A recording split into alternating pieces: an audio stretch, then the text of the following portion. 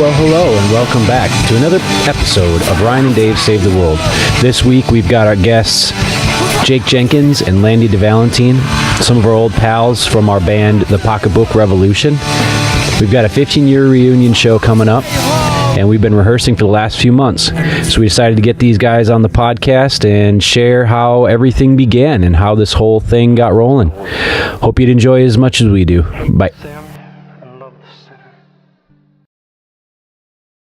What's up? All right. Where are we right now? Welcome to Push Studios. Push Studios? Yeah. Push. P-U-S-H. You got it. Push. Well, this is it. Push Sound Studios. This is Landy's place, and dude, it's awesome. We've been doing Pocketbook Revolution rehearsals here. This is our second one we've had. It's been fun.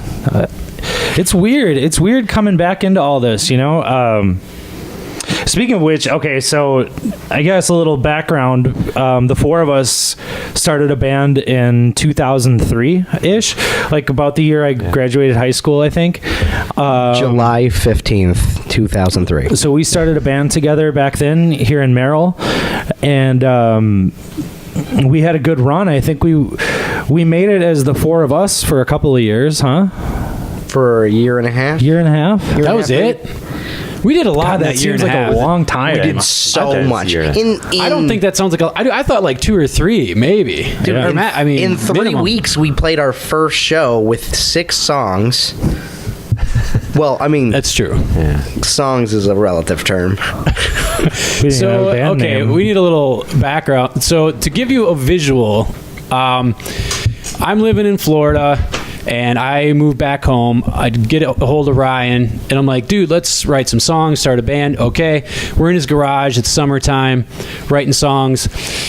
Landy, short for Orlando, was on tour with his band, Wormwood. You got it. And this was before everybody had cell phones. And so somehow you and I made a decision or contact, and that like,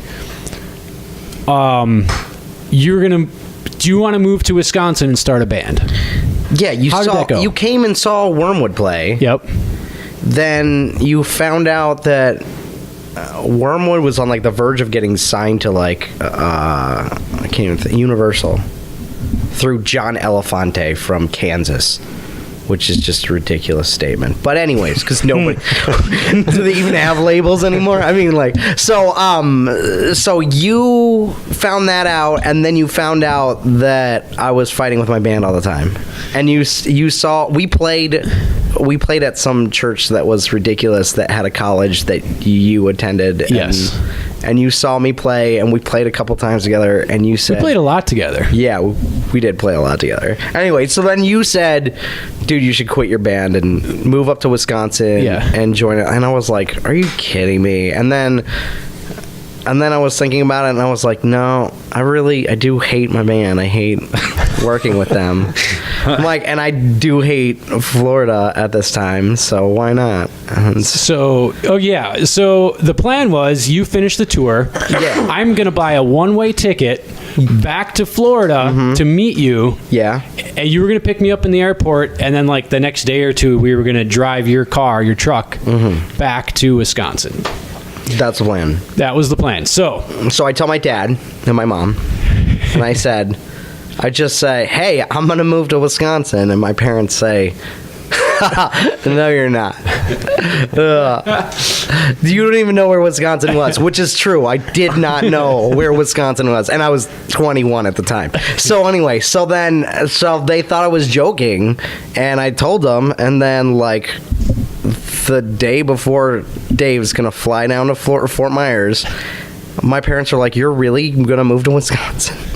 I was like, yeah, I'm going to move to Wisconsin. It's going to be great. Dude, that was amazing. So then you had like this like longer black hair. Yeah, like shoulder length. Yeah, like shoulder length, and Dude, you're gorgeous. You were gorgeous. You're so pretty. Gorgeous Italian Cuban man. I found pictures too, by the way. I think the first time I met you, you had this ruffly, like blousey shirt. And it was like a 1970s. I just pictured. I was working at the coffee house and I was behind the counter, and Dave walks in, and you got him. And I just like, whoa, is it Antonio Banderas? You already knew you knew I was coming? I didn't think it was like, I don't know. I mean, honestly, like you said, we didn't have cell phones.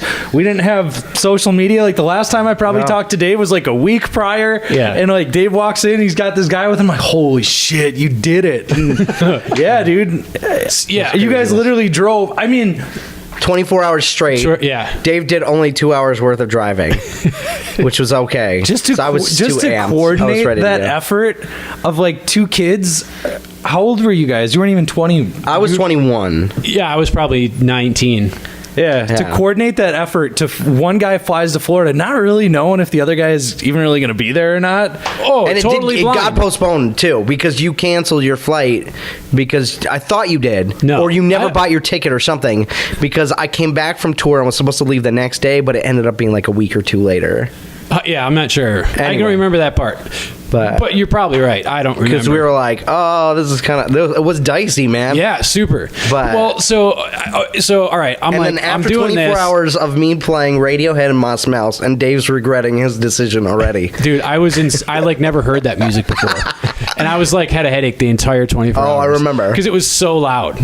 Yeah. And I was like, dude, can you just turn it down a little? It was like blaring loud, like ear piercing, bleeding Yeah, loud sweet. for 24 hours. I was like, oh my god, that's was crazy. great. Dude. So my connecting flight was in Detroit, and I called you from a payphone. I called you your home phone from a payphone at Detroit Listeners Airport. aren't even going to know what that is. And I'm like, dude, I'm in Detroit. I bought a one-way ticket. Like, you gonna come pick me? He was like, yeah, dude, me and my brother are gonna come pick you up. It's gonna be awesome. Like, okay. So I get to the Fort Myers airport, and I'm like walking, and no cell phones. I don't know where you are. You know, I'm just like, I'm going to baggage claim, which I didn't need to, but that's where you exited that airport down by Right, That's right. most airports. But anyway, and I'm at the top of the escalator. I'll never forget it. And here's Landy in a wheelchair with his brother standing behind him, pushing in a wheelchair, like doing wheelies. I don't know. They were like messing around. And I'm like, oh my gosh. All right. Yeah, there they are. So we get back to your house. You have nothing packed. Nothing's ready to go. Right. And I was like, so, like, do you want to chill for a while? Like, what do you want to do? You want to hang? And I think we went to a show or we went to a coffee shop that night or something. And we got back, and we woke up the next day and we're just like, let's go. Pack up the truck, and we left. And it was like the day before your birthday.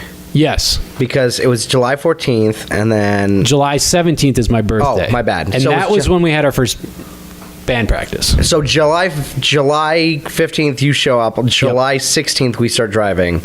And then July 17th, we arrive at like 10 in the morning. Yes. And we just drove 24 hours straight. That's exactly what happened. And I'd slept for 2 hours. Yes. what did you think you were in for?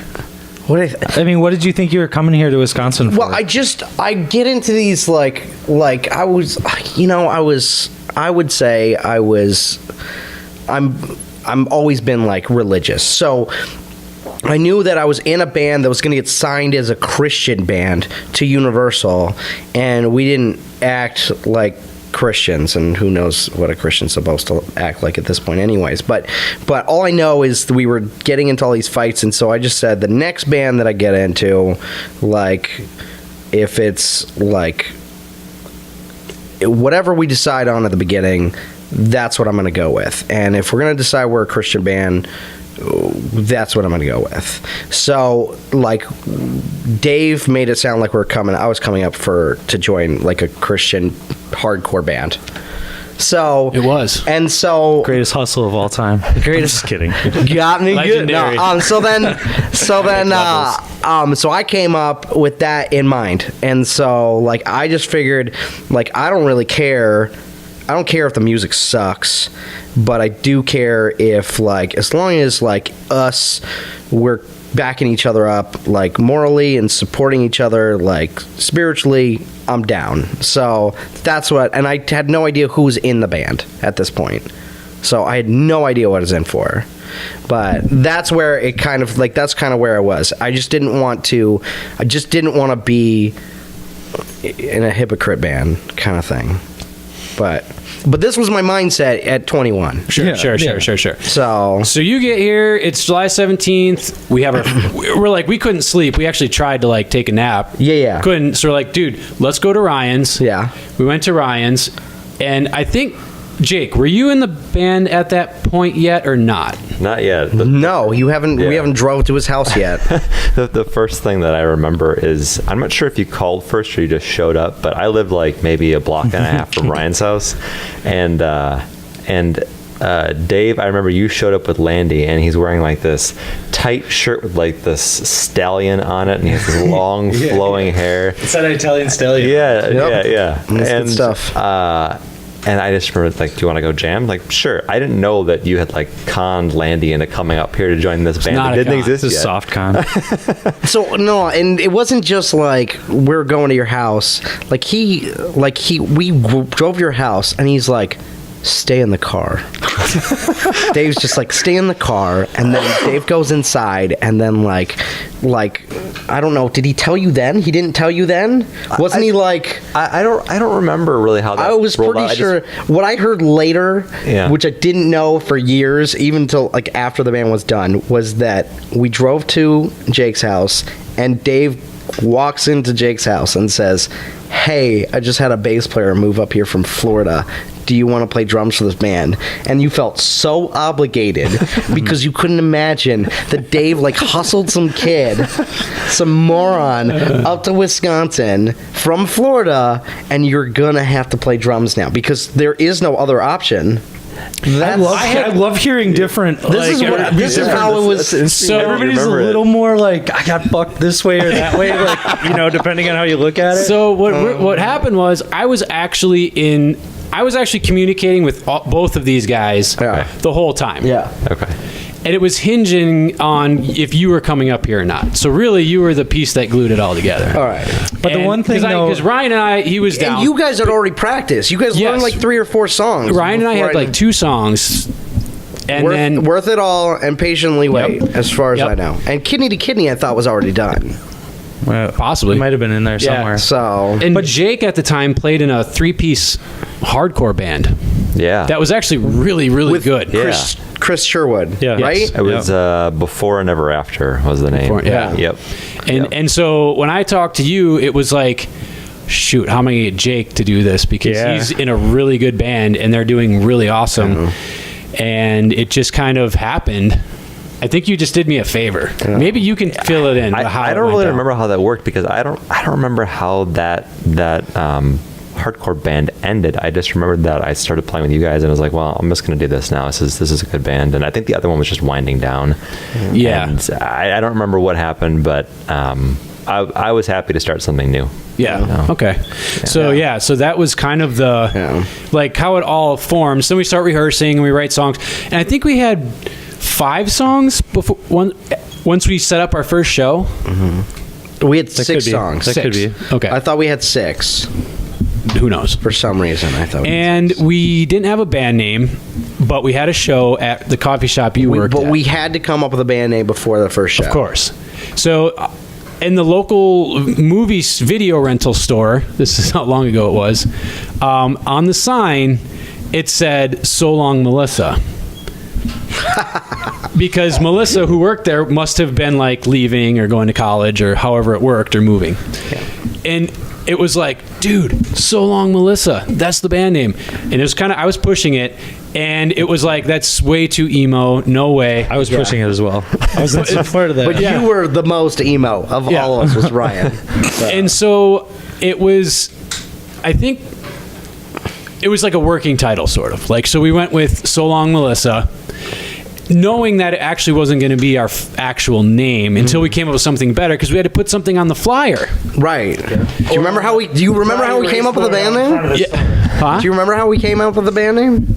Yeah. So okay. So we said So Long Melissa, and it's on the bill of our first show as So Long Melissa. I didn't even know that. Yes. And we didn't want that name in the end, so it was like, all right, we're going to just make up a story that So Long Melissa couldn't make it. And we were going to show up in place of So Long Melissa, who couldn't make it. That's Nobody knows our band name. Nobody knows who we were, and that's how we were going to hit the scene. That's But Okay. the truth was, though, that everybody knew who we were, and because Individually. It's like the smallest town ever. Individually, but I don't think anybody knew we had a band except for a few people. exactly that's where it's hard to put it into perspective because it really was like probably 12 to 15 people that we're talking about here. It wasn't like a whole like scene, but like people knew us because you and Jake was in a hardcore band and you were in a band and then we have this import, this sexual chocolate, And so it was intriguing, and that first show that we played was, I mean, there must have been like 80 people there. We packed it out. It was packed. Which for a room the size of, not very big, at the time was like, whoa, there's seriously a lot of people. There was standing room only. Nobody could sit down, The stage was on both sides of the front door. Yep. Yeah, that was so weird. Yeah. Like when you walked in between like the band. Yeah, it was awesome. It was crazy. So we didn't want to keep the name, but it was the night before the show, as I recall it. Maybe it's different, but I think it was the night before the show. And we're like, okay, we rehearsed, we're ready to go. We don't actually have a name yet. Like, we cannot leave Ryan's house until we have a band name. So we laid in the grass in the backyard. Yeah. Looking in this. I think technically the front yard, because he lived on an alleyway. I don't know. Your garage was on that side, so I would assume backyard. Yeah. Whatever. So we're in the yard. And then I don't know how the actual name came about. So we're sitting there and we just said, all right, two of us are going to shout out one word and we're going to put it together, and whatever comes out, that's what we're going to call it, And so Jake and I go 1, 2, 3, and Jake yells Pocketbook, and I yelled Revolution, and I, as soon as I said it, I go, damn it. I shouldn't have said that. And then we were the Pocketbook Revolution after that. So that was it. And that was it. So we were like, okay, done. Let's go home, because it was like late. Yeah, and then that was it. And at first we were like, this is a horrible idea, but Ryan loved it because the initials were PBR. I was pissed about it. I really liked So Long Melissa. Yeah, I was not down with So Long Melissa. Of course not. We'd still be debating about a band name now. Oh, for sure. Like, we could have had an entire album done, but if we hadn't have done that, we would have. But I think that if we had our way, if there's any way possible to not name a band and still be a band and put out records and do shows, I think we would have chose to just not even have a name. that would have been great. Probably. Like, how do you, but there's no way. You can't be no name. You can't, I guess. We had tossed around so many crazy ideas. I think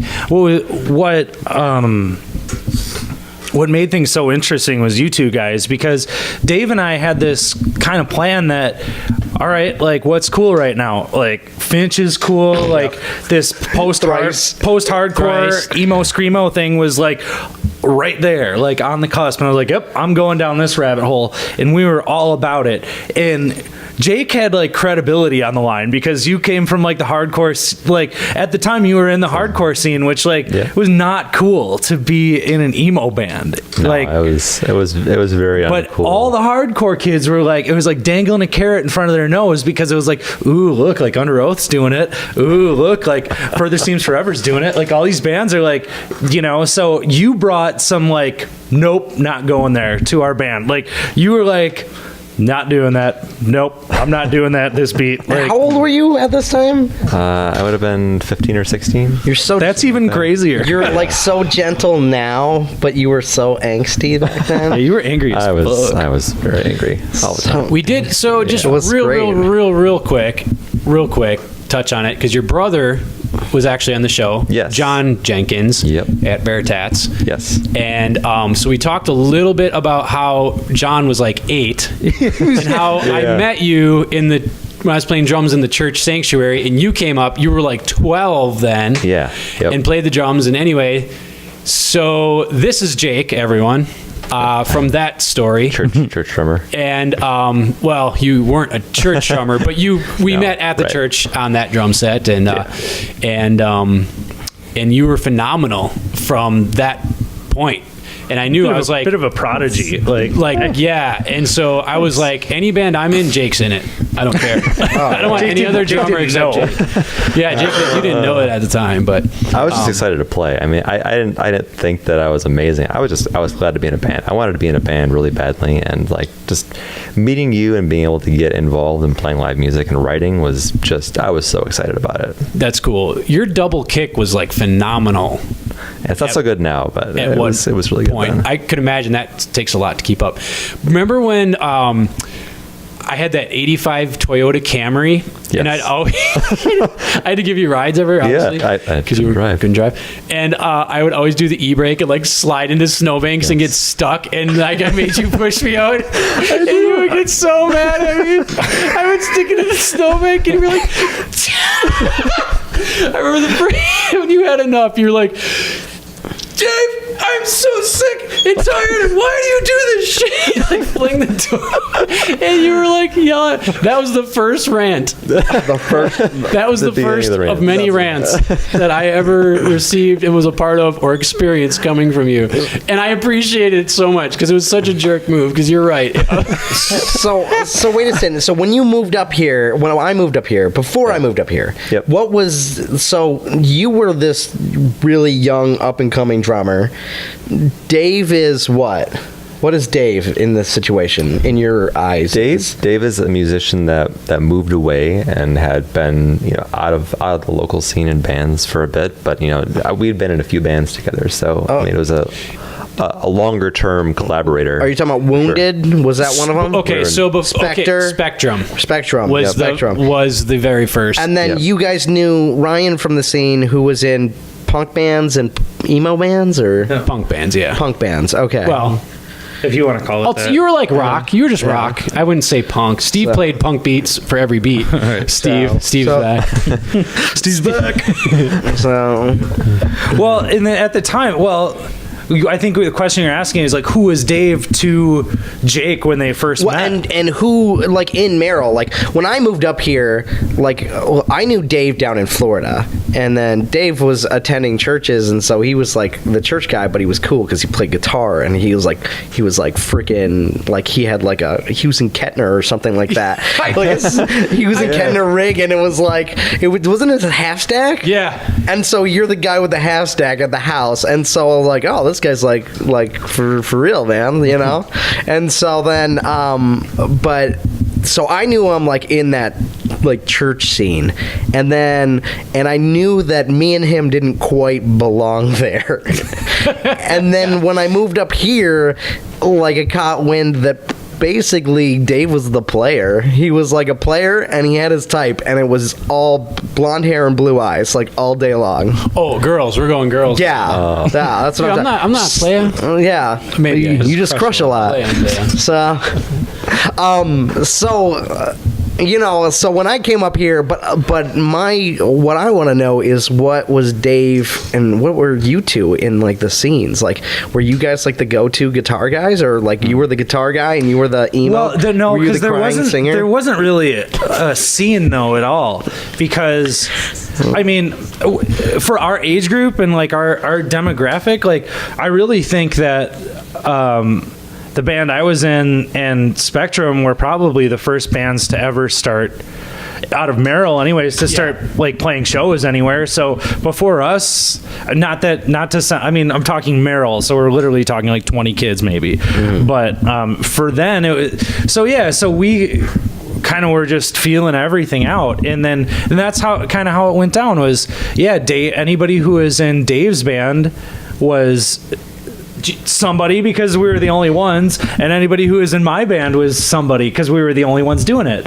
And then we just got really lucky with that, with Rockwater and Wausau when it was still on Scott Street, because they were bringing in touring bands from all over the place, and our two bands got the opportunity to open for national touring acts through Rockwater. And then it was like, it was like totally eye-opening to see this perspective of the bands who've been out there touring, and it opened up our eyes to like, whoa, like there's way more going on than just this little town. Like we could do this. That's a great point. I've never broke it down like that. So what happened was when our respective bands split, Dave moved away, but when we came back to start another band, it was like Jake was a part of Dave's band, and he had gone into other bands and kept credibility, and I was playing with other bands. So there was, when word kind of got around with our group of friends that we were starting a band together, like all of us.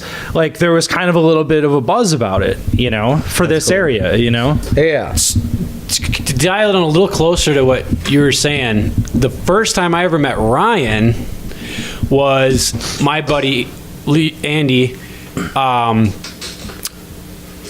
He's like, dude, let's go to my buddy's house and hang out. Okay, sure. So we park like his car and we get out, and he's like, okay, just stay behind me and try to keep up. I'm like, okay. So he takes off running, and I'm chasing him, and he's like twice as fast as I am. And he's jumping over fences and going through bushes, and I'm like, oh my gosh, we're cutting through backyards. And I'm like, what are we doing? This is crazy. And we come out to this backyard, and there's a basement, a walkout basement, and he's like, all right, we're here. Be cool. I'm like, yeah, okay, dude. Yeah, like...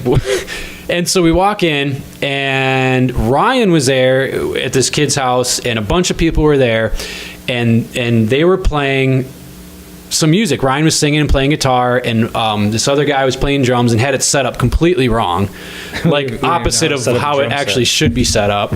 And then this other kid with like spiky gelled hair out to here was playing guitar too, I think. Yeah.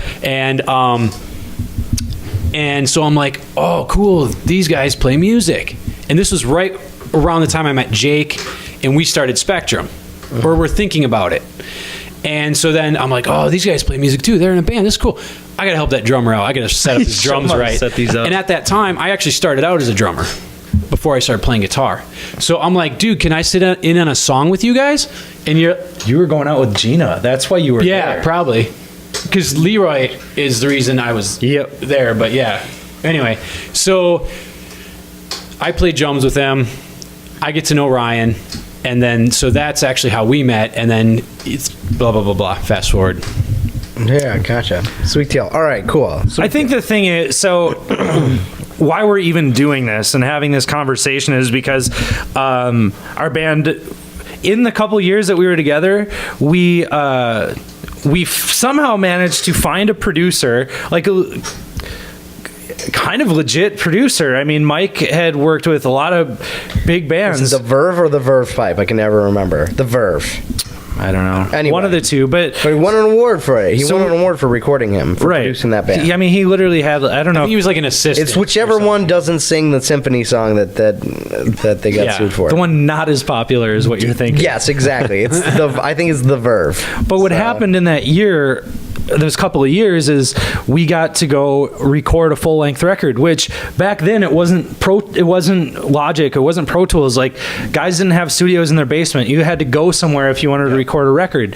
So we were one of the first bands out of our central Wisconsin area to go record a record somewhere, and somewhere that we had found on our own and wasn't really connected through anybody locally. So there was another milestone. And then we were the first band around here to tour, you know, and we went out to Denver and came back. And when we came back, I just remember like everything had changed, you know. There was like this buzz in the air about like, oh, these guys are actually serious. They are actually working with their producer. They actually drove out to Denver and came back. And I mean,